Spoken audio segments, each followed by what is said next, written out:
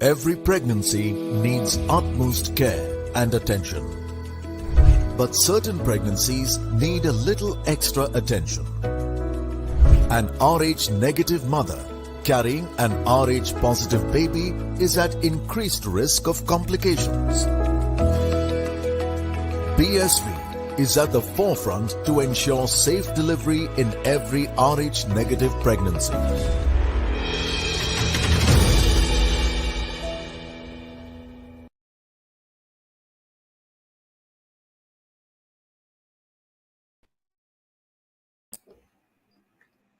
Hello and welcome to the Outside View presented by Women's Cricket Zone and brought to you by BSV, Puma, Food and Wellness, MRI Hospitals and MPL Sports Foundation.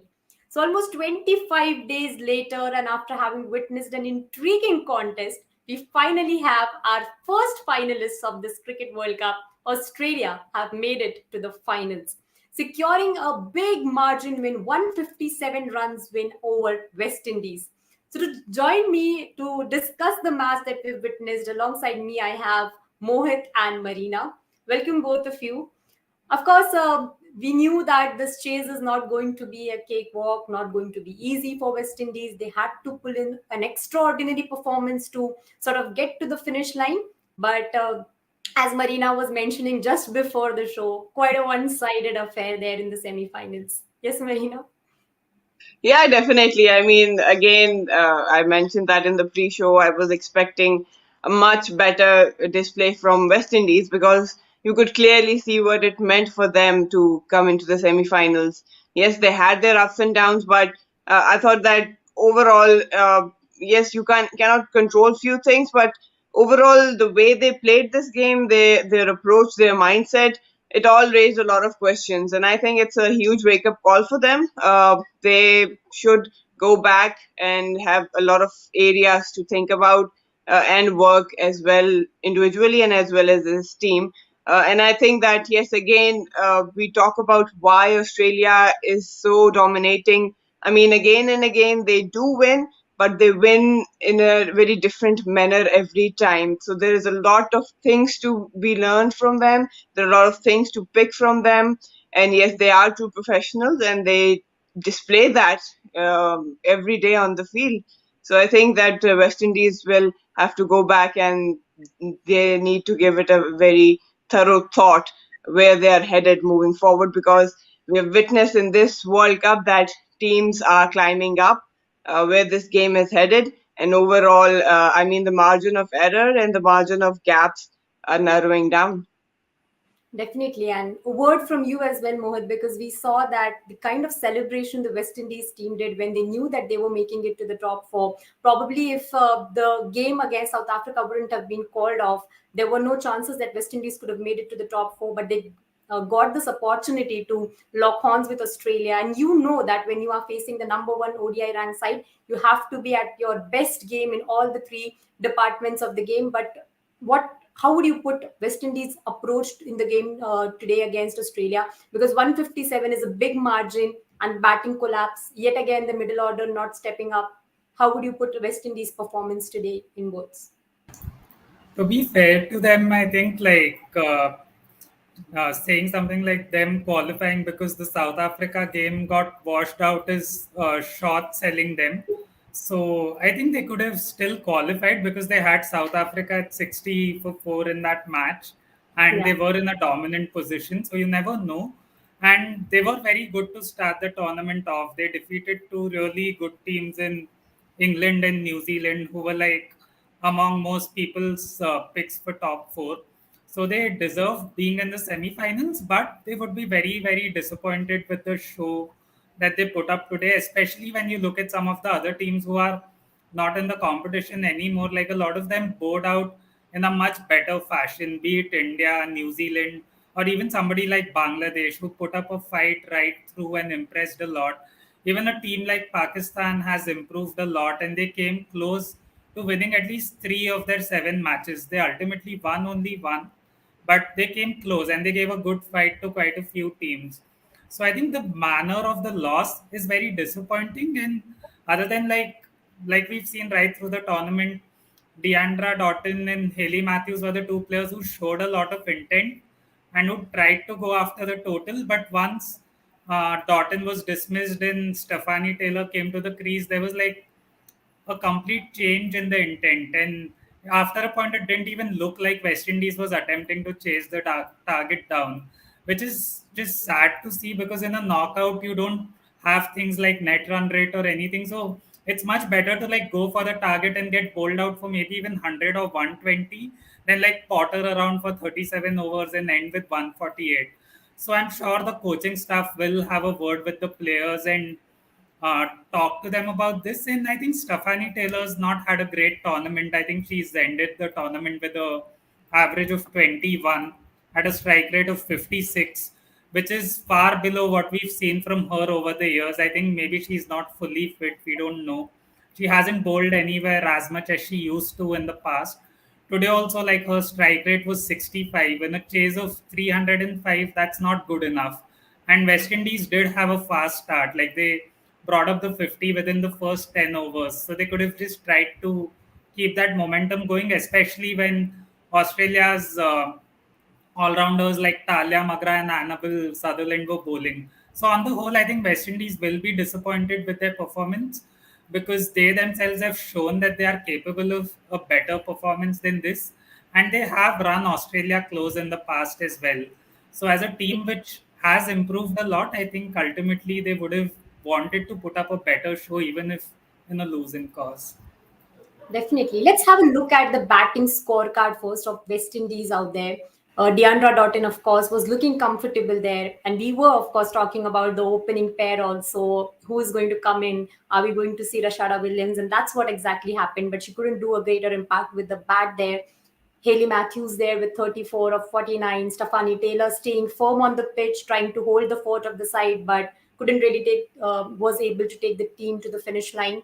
And then just a batting collapse there. Of course, Shanil Henry and Anisa Mohammed couldn't take the charge of the field owing to injuries there. But coming to you, Marina, with this, we were discussing in the mid-show that Rashada Williams, should she open with Deandra Doughton, and Mohit was of the opinion that your best players should be able to play maximum number of balls. Of course, Rashada Williams came in, but that brilliant catch from Beth Mooney meant that she had to depart with no runs to her account. But the type of shots that Deandra Doughton or Hayley Matthews and Shemaine Campbell, for that matter, played, do you think that were too early to play? Because Deandra Doughton was really looking good on the field, and her contributions, more contributions from her, would have made a difference for West Indies today? Well, definitely. I mean, you could clearly see the approach of an experienced player. That was Deandra Doughton, and she was from the first ball wanted to chase it down.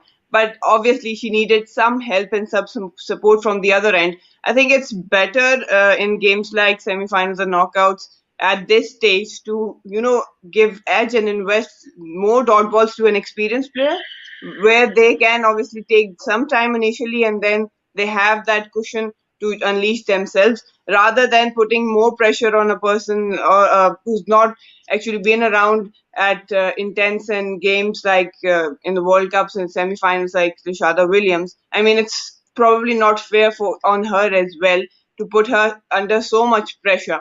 So I think, yes, I did agree with Mohit that they should have went with their normal batting pair. They should have taken a bit more time. And you never know, with support, Deandra Doughton might have gotten from the other end. They could have built up a good partnership.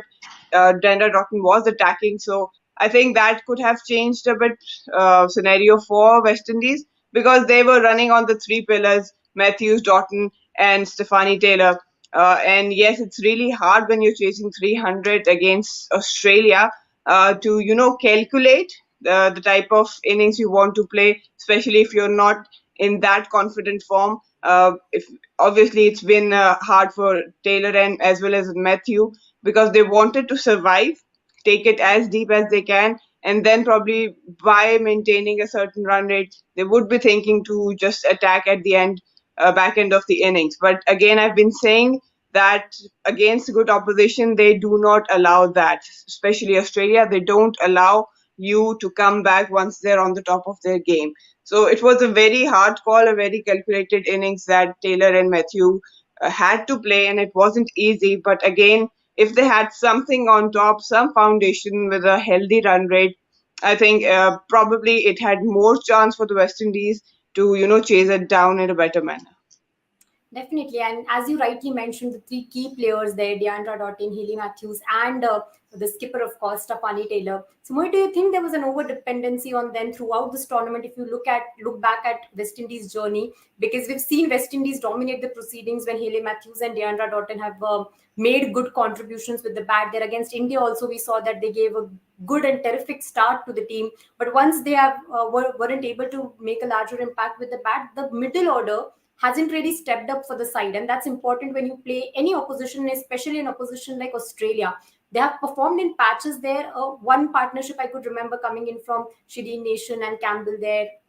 Stefani Taylor, of course, played a one patient knock of half century in one of those games, but the middle order and lower middle order didn't really step up for West Indies in this tournament. Yeah, absolutely. Like, I think the issue, like you mentioned, has been around not just for this tournament, but for much of the last decade, because both Doughton and Taylor have been around for a long time now. And ever since Hayley Matthews emerged in 2016, she's joined those two as the primary batter for them. But I think there were like two major issues with West Indies in this tournament. One was their catching. Like, there was a graphic today where it showed they had the seventh best catching efficiency out of the 8 teams in the tournament. And you can't win matches when you drop so many catches. And a lot of the catches that they dropped were very basic and not difficult at all. So maybe it's because of a lack of attention in the field or a lack of fitness. We don't know. That's something for them to look into. And the other thing, like you mentioned, is their middle overs batting as well as the middle order batting, because another number that popped up today was their strike rate against spin in the middle overs, where again they were the second worst. And the problem is that they've not addressed these issues even after so many years. Like, if you look at players like Kaisia Knight, Chidin Nation, Rashada Williams is still very young and new. So, like Marina said, it's not fair to push her up the order and expect her to deliver in a crunch game. But players like Kaisia Knight and Nation have played 70, 80, 90 ODIs, and still their average is not as good as it should be. Maybe it just reflects the poor bench strength that West Indies have, because they've chosen to stick with these same players. Maybe they miss someone like a Brittany Cooper who's capable of taking charge of those middle overs and batting well. She's done it in the past for them. So yeah, these are like some questions that West Indies do need to find answers to. They either need to find younger players who can do well, or like ask these players to take up more responsibility. Like someone like Shimane Campbell was really impressive in this tournament. She played at least two knocks, which helped them win those matches in the match against England as well as the match against Bangladesh. Like, she was probably the single most crucial factor in those two matches, apart from Hayley Matthews' all-round shows right through the tournament. So her stepping up and finally making an impact in crunch games is a big positive for them. However, there are still two or three positions in their batting order which need to be filled. So they do need to find players who can rotate the strike well and also play spin well. So I think these are the two major issues that West Indies need to work on in what has largely been a successful tournament for them. And of course, as you mentioned about the domestic circuit, I'll come to you, Marina, with that. Of course, we see that when we talk of Australia, we know that their bench strength is really strong. West Indies have that skill set probably, but the proper use of it and to get more talents from the domestic circuit. And we know that the women's CPL is also going to be introduced. So how is that going to play a big role in West Indies cricket if we see them heading ahead after this World Cup?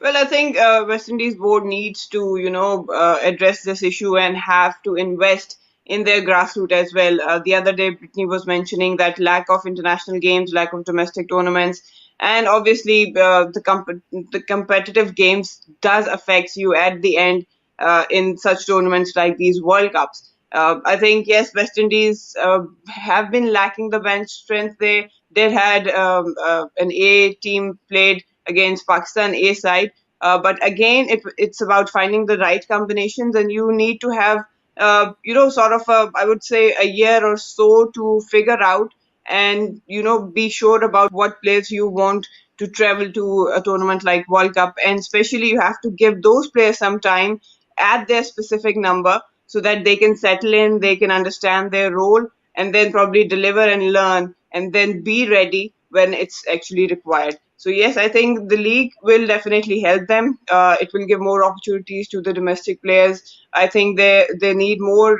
tours as well, and probably a more competitive domestic structure, because obviously you cannot rely all the time on seniors. There is certain time where they can step up, but results and pressure of performances do pile up, and that's exactly, I think, what has been happening with likes of Taylor Matthews and even Dendra Broughton, because so much expectations have been on them every year, and so with every tournament coming in, it's not that easy. But yes, again, I think they do also need some break to just go and figure out how they can come back. For meanwhile, they need some players to step up. It's kind of a circle, obviously.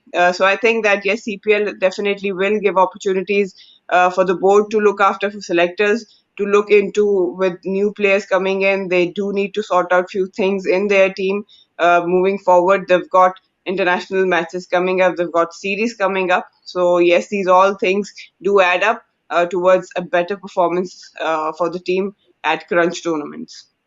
Of course, they did give us some entertaining matches in the initial stage of this tournament, and they would want to take all the positives they can from this tournament.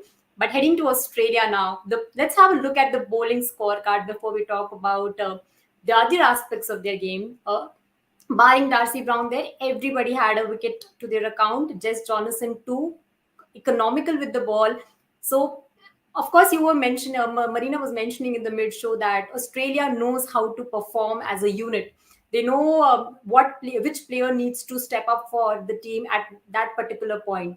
So, of course, Mohit, we saw that the bowling unit of Australia has been a formidable one throughout this tournament. We've seen they've made certain changes to their bowling. Probably we were also expecting maybe Amanda Jade Wellington might get into the side today, but with whatever changes they've made, they've still found the way to win. Megan Shoot, of course, Jess Jonathan, everybody coming in and making contributions with the ball, and the changes, even the winning combinations were changed, but that didn't hurt them. That didn't deny them victory. And that's what we talk about Australia when we talk about the balance of the side, isn't it? Yeah, like their balance stands out when you compare it to almost any other team. And we were just talking about bench strength. So Australia's bench strength is quite exemplary. Like, look at the number of players they are missing through injury who probably would have been in their first choice squad. Tyla Fleming's not here. Georgia Wareham's not here. Sophie Molino's not here. Elise Perry's not available. Gardner missed the first 2-3 games due to COVID-19. She's probably one of the best all rounders in the world. So it's not like they've not faced issues. But Australia, even when they are making changes or not making changes, everything is extremely well thought out and planned.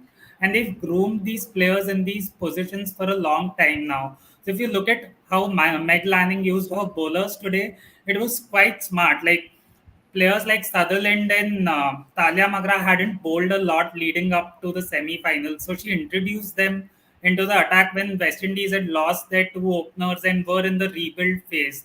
So that allowed the two of them to ease into the match and also get some invaluable bowling practice before the final, because we don't know if Elise Perry will be available or not. But we've seen in the past that even though Elise Perry is probably one of their all-time greats, even without her, they are no less formidable a team. We saw it in the Ashes where they didn't play her in the T20 series, but still won comfortably. We saw it in the 2020 T20 World Cup where she was ruled out through injury, but they again won without barely breaking a sweat. Like, the final win against India was as comprehensive as it gets. And it's about doing the small things right. Like, if we just go back to their batting today and look at a player like Rachel Haynes, she scored 85 and there were only 9 fours. So she scored almost 60 runs running between the wickets. So the risk-free accumulation that Australia have mastered, the risk-free strike rotation, is something that every other team can learn from. Similarly, if you look at Meg Lanning or Beth Mooney today, they barely scored any boundaries, but their strike rate was comfortably over 100. So that is something which most other teams are lacking, and it's something that Australia have mastered. And in the field again, like there was one drop catch from Darcy Brown, but the catch which Beth Mooney took, like something like that just uplifts the entire team and raises the morale of the bowlers and the entire squad as a whole. So it's about doing the small things right. Like even when their score was at 280, 290, you could see someone as experienced as Meg Lanning running hard for all those twos, not willing to give away even a single run. So it's these little one percenters which make the difference in the big games. And that is something which Australia does better than almost any other team across most other sports. So yeah, I saw a tweet saying they're probably the most dominant team of our era across any sport, and it'd be hard to disagree with that tweet. So yeah, we are just privileged to witness one of the greatest teams of all time through our lives, and I think yeah, we should cherish it. Definitely, we should cherish it. And the dominance that they've shown in this tournament, they've won all their group stage matches. They won the semi-final comfortably with a margin of 157 runs. And you were mentioning about Meg Lanning's captaincy as well, Mohit, and the way she was using the bowlers today. But Marina, that's also a luxury for a captain to have so many options. You know that you have so many match winners in your side, and depth in batting, depth in bowling, and that's what Australia has been doing since the 2017, the heartbreak of the 2017 final that has hit them hard. And since then, there's just no looking back for Team Australia. Well, definitely every now and then they do mention that loss, and obviously they have learned it like true professionals. Coming back to Meg Lanning's captaincy, I mean, it's never easy because you have a lot of players to play with. But if you don't play your cards right, they're not going to help you and assist you towards the win. So I think that Meg Lanning is an exceptional captain. She is a thinking captain, and yes, her tactical decisions have been standing out.